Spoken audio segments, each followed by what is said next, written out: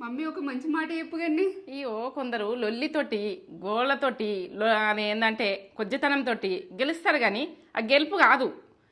మనం మంచిగా ఉండి మనసుతోటి గెలిచినామంటే ఇక అలా మనసు అన్నది గెలిచినామంటే ఇగో గెలిపే గెలుపు, ఓ లెవెల్ గెలుపు, మనసు అసలైన గెలుపు.